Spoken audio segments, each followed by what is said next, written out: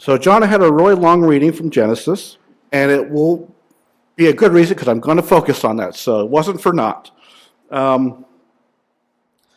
So Genesis 1, a lot of scholars believe, came at a time when the Jewish people were in captivity in Babylon, and they would have been very familiar with the Babylonian creation story. And it's a name I'm not going to pronounce, because it will be wrong. But what happened is it's a very violent, very gory creation story. It's a kind of a battle in the pantheon of gods that are trying to control heaven. And so when we get this creation story from the Hebrew people, it's kind of interesting that it's pretty much the opposite. It's very simple, kind of a minimalist approach to the creation. So this vast, majestic, cosmic work is treated as simple and all happening in just 6 days, that God is creating. Maybe think back to your first job, and even if it wasn't fun, it was great to that feeling of accomplishment and getting that first paycheck. Getting that opportunity to rest then also became a little sweeter. So, in the beginning was chaos. There was only darkness, wind, and crashing waters, and somehow God. God is there, creating out of chaos, creating from pretty much nothing. The story is not really a praise of God for the creation, and it's not an accurate portrayal of how things work. There's light before there is sun and stars, vegetation before there is sun and rain, and so the waters are still up at their dome, being held there until the flood story. But science is not the point of this story. It's when people try to make that argument, that's not what it was going for here. Now, our first creation story that we open with is actually the second to be written down by the Hebrew people. The one that will actually follow it in the book of Genesis is older and is more in line with the primitive origin stories that are pretty common. So the author of this reading, and it's referred to as the priestly source, we don't know the author or authors, but it's more than likely a rabbi or rabbis, and they're crafting a liturgy. So what would have happened here is, well, not me, because that would have been terrible, but Oscar would have been giving you the creation story, and you would have been responding, and there was day and there was night, and on the first day, second day, that would have been your response. So that's how this would have worked in the liturgy for them. Now, the emphasis is on the Sabbath. God creates, and then God rests. It's not only telling us what God does, but then is it a guidance for us. If God needs to rest, then we should too. And so the story shows appreciation for God, creation, and for everything that occupies this world. There's an appreciation of work and an appreciation of rest. I can remember a story from, I'm going to say first or second grade in elementary school. We had their little reading books. And I remember a story about a family coming from Finland to the U.S. And a very old story, they're coming on a boat. And what I remember is the father goes to his daughter, there are 2 things you must remember. I forget one of them. Actually, I'm impressed I remember the second one, but I'll tell you why I remember the second one. So he tells her, as a Finn, even though they're coming to a new country, not to lose certain things, and whatever the first one was, hopefully she remembered. But the other one, he said, is sauna. Now again, I don't remember exactly when we read the story, but I'm going to say I was 6 or 7. I was old enough to know what a sauna is, even though I'd never been in one. I had watched TV. I know a sauna is a hot room where some unseen person tries to kill the main character by locking the door, turning up the heat, and they get out just in time. That's what a sauna is. They could have spared us a lot of lame suspense if they put the controls inside and not have the capability to lock the door. But I digress. So, but I remember reading that. I knew what it was. I'm thinking, sauna? Really? Sauna is important to you? So why would sauna be important? Well, evidently, despite being incredibly introverted, the Finnish people are exhibitionists. But they live in a country that is incredibly cold, and so walking around naked just isn't practical. So they needed saunas. Maybe that's why they're so introverted. They've seen everybody naked, so they don't want to look you in the eye. I don't know. But sauna is just very important to the Finnish people. It's cold. You get to go into a hot room.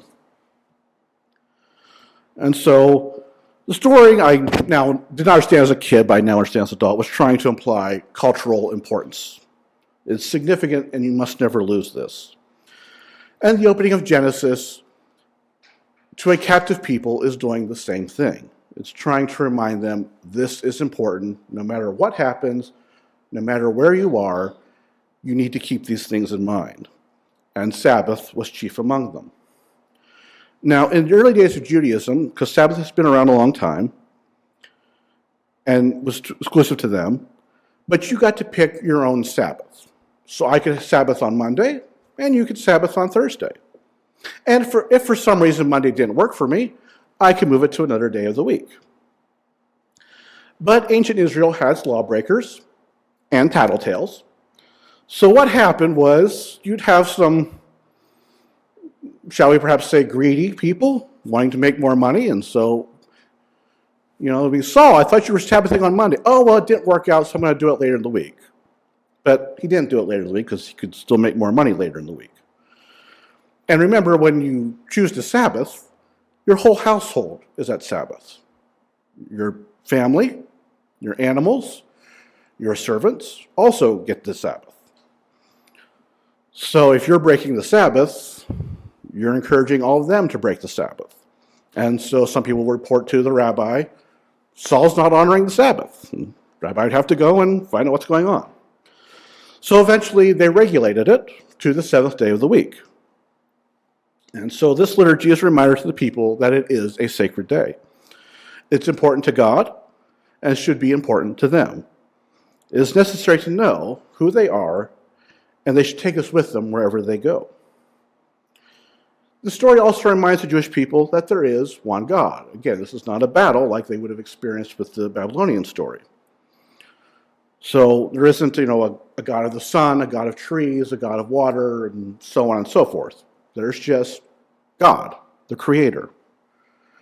Everything comes from one God. And to go back to the message of the father to his daughter to not forget Sana, the rabbi is telling the Jewish people, don't forget.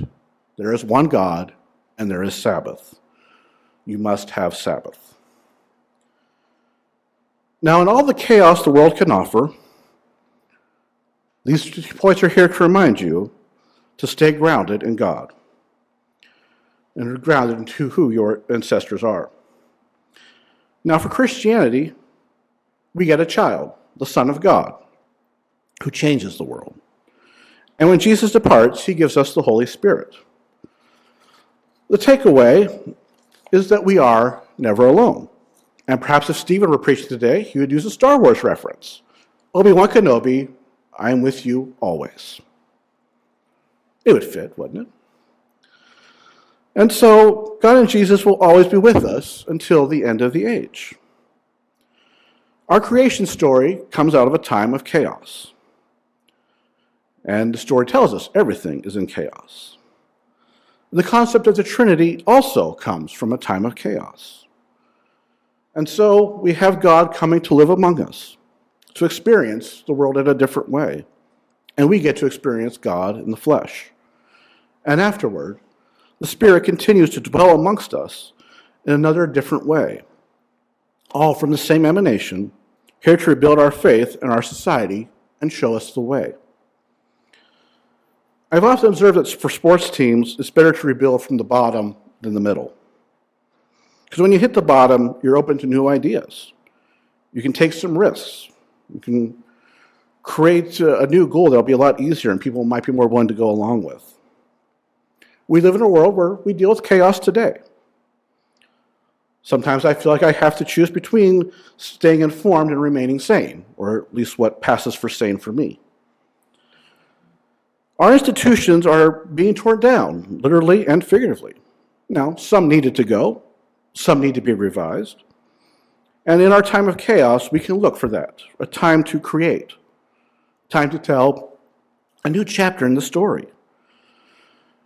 And so as our institutions struggle, which includes the church, unfortunately, we can feel compelled to return to what grounds us, to be reminded of this back-to-basics approach to who we are, why we are here, and what we must do.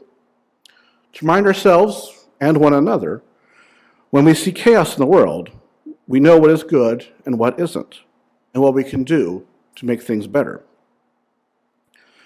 Is a reminder and an appreciation of where we came from and where we need to go.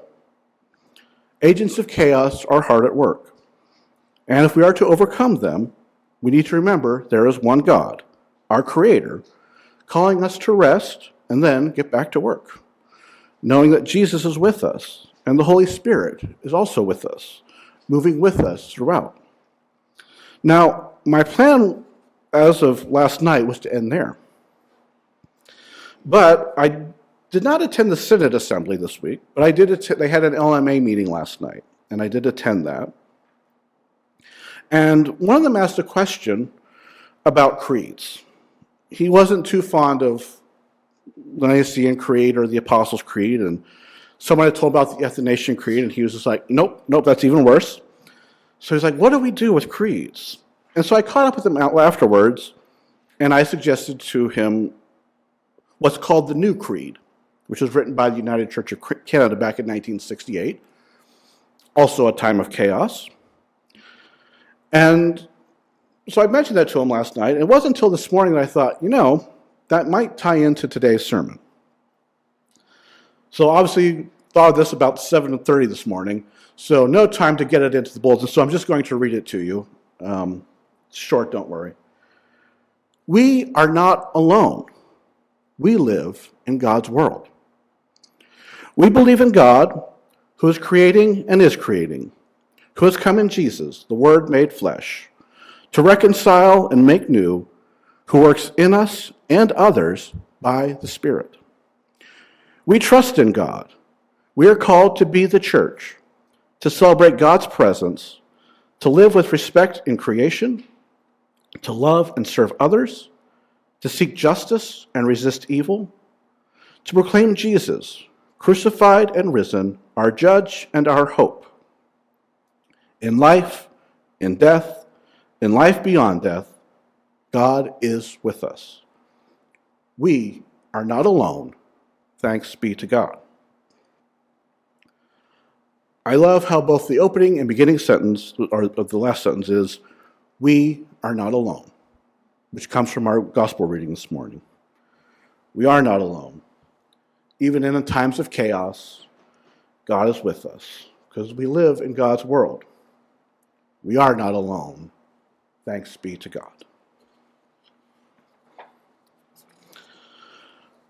You may remain seated for our hymn,